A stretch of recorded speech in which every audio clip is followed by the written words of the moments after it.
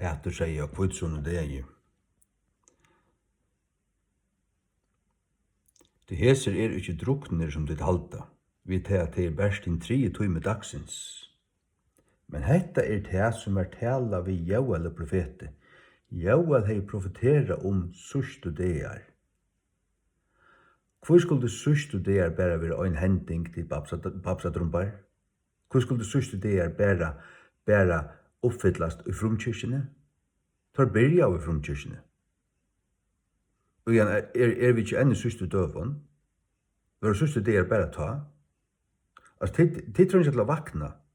Det som nokta angående dreim og sjøvn og rødd og oppliving. Nei, det her er fanatikarar. Det er svermarar som overhøver nevna halda dette for en dreim fra Gud. Vi tar Guds år, vi dvorst. Og til alt lukka. Ja, Guds år, Bibelen er lukka. Men Herren sier at han skulle hette ut av sin anda. La meg lese den. Hette det som tala vi Joel profete, og det skal hende i sørste døvun, sier Gud, at jeg vil hette ut av munnen anda over alt kjøtt, og tykkere siner og tykkere døter skulle profetera, og tykkere unge menn skulle søtja sjøvner, også dertil. Søtja sjøvner. Det er ikke at det er psykisk sjuk, det er ikke til å være innlagt og få medisin. Det er du her, nekva du kun. Avnokta alt, og spotta. Sier Guds finger vera Beelzebul, akkurat som fariseerne gjør du. Er du her? Og tykkere unge menn skulle søtja sjøvner, og tykkere gamle menn skulle drøyma dreymar. Drøyma dreymar. Ja, drømma. God sier det til. Og sørste tog. Han skal hedle ut av andasønnen, og han fylgje av tog verir til at folk kommer profetera, og søtja sjøvner og drømma dreymar. Det skulle være sørste tog.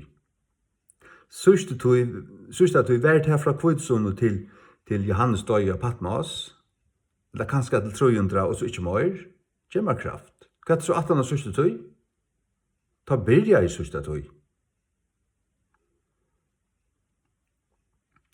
Og ammunar tænarar og ammunar handarmodjar vil jeg hette ut ut av min døvene av min anda, og de skulle profetera. Profetera. Hva sier fyrra tess? Fyrra tess 5. Fegnist æver, bi utan uihald, var det tøtjer i ötlen lotun til at hette Guds vilje i Kristi Jesu, vi vujjande tikkun. Så sier han, sløtje ikkje andan. Og da nasta, vannmeti ikkje profeteringar. Det vil si at vannmeta, at vannvira, vannmeta og spotta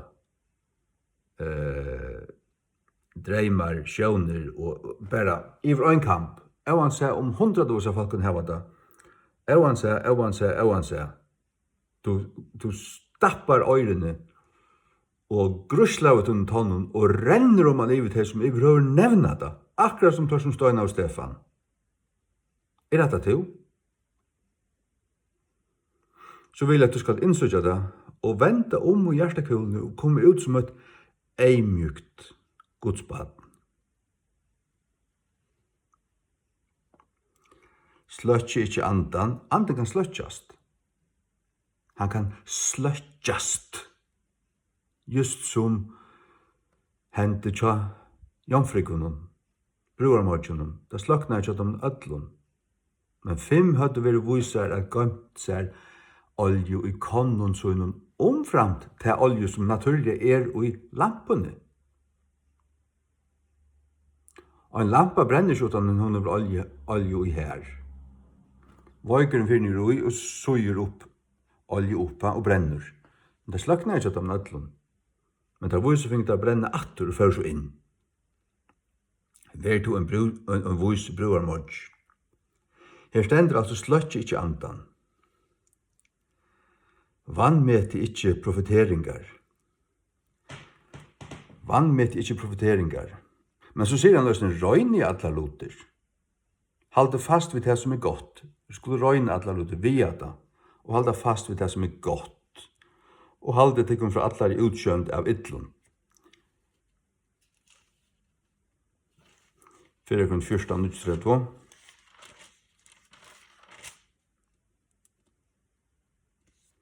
Hvers vegna brøver gyrnist etter å profetera og forbjau ikkje at tala vid tungun. Og det gjerra tid. De forbjau at tala vid tungun. Og sier at det var Satan og sånn ekka.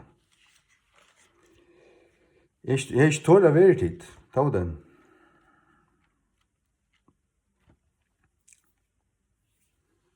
Jeg er ikke tål av tid. Nummer 11:28.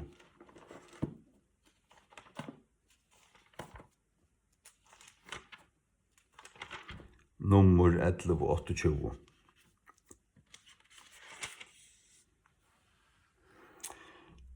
Og Moses sier vi han øvundars to for møyna skyld, gave god at alt folk herrans var profeter, og at herren ville lagt sin ande av teg.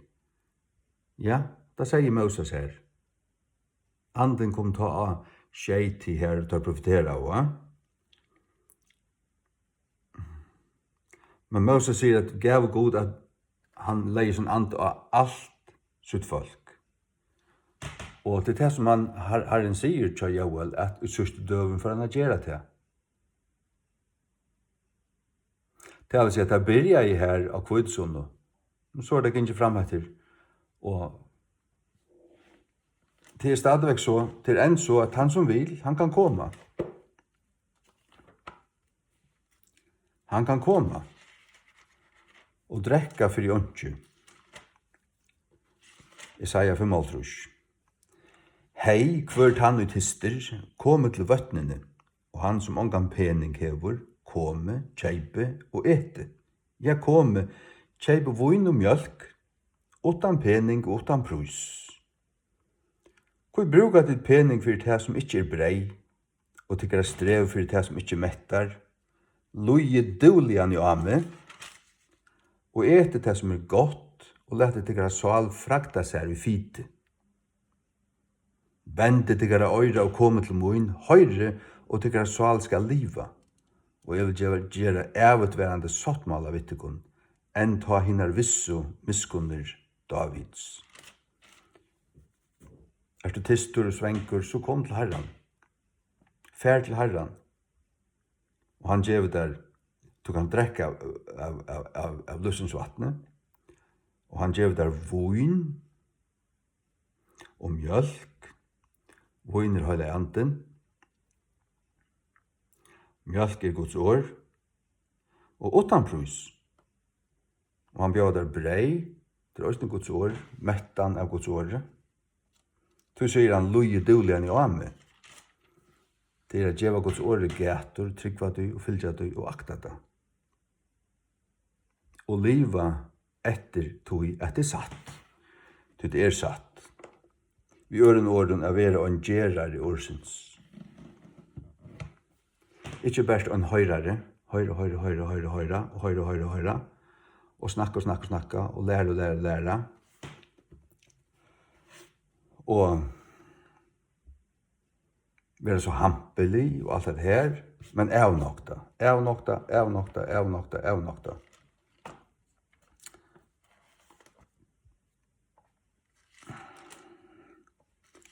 Så den Timotheus troi. Vid jeg hette også at i sørste døven skulle komme våa samme tøyer. Til menn skulle være elskere som segna sjåls, hyperegoister, agenter samer, havsjuger altså, reiparar, hukumauger, stolter, godspottarar, eulutner mot foreldren, eutaksamer, vannhøyleier, utan naturligan alsk. Hette sørste tøy altså, som vi nå lever i. Det ringa til å bli verre, som det stender i oppenberingen, let han som er høylaver være høylaver enn, og røyner enn. Han som er grafskiten, han være grafskiten enn. Det vil si han kommer fram og i tog. Utan naturligan alsk, avtale brøtarar, falskjer akærare, Ausar styrlir, harlir, vanvirrar at høymnir gauir, svujjarar, framloppnir, upplossnir. Elskarar av njótingunum meira enn elskarar av gode. Meira enn, det vil si at de elskar gode, men ikke ordentlige. De elskar sånne njótingar meir. De kjeipa opplevelser, atna opplevelser. Og kristendømmen blir også til opplevelser, til konferanser, etna konferanser, rastevner, og ditten datten, konserter, og ditten datten, påskastevner, stevner, opplevelser. Elskar han njótingun meir enn elskar han gode. Her var det et skap av godeligløyga, et skap, og en form av godeligløyga. Men av nokta krafterna av honom. Hvorjon? Av godeligløygan. Av nokta krafterna, av nokta ta velja luive. Men det er bare skap, det er bare en sjel, et syne. Fra slukun vend borster. Fra slukun vend borster. Hatt er enda tøyen. Men du sørst til at det har skapa godløyga. Vi ødlens nær. Vær ikke to såløys. Trygg for Guds åre. Sløkk ikke holde i andan. Sløkk ikke andan. Andan kan sløkna. Det er så han øyne forbrent. Det brent ikke sånn ødlen. Men det sløkna av. Og 5 finget å brenne atter før så inn.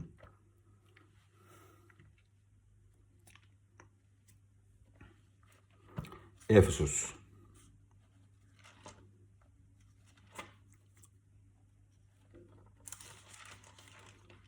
Efesus. 4. Efesus 4. Og gjer ikkje Guds høylaja anda sorg, som tyder innsiklar vi til endeløsingar dagen.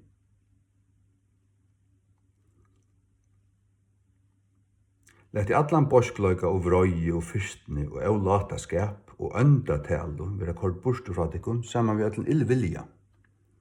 Og vera blodgir hver mat i øron, eimjarsteir, så at de fyrirgeva hver øron, just ønsk og god fyrir Kristi skild til vi fyrirgeva tikkun. Gjer ikkje Guds høylig anda sorg som tyder innsiklar vi. Han kan sløtjast.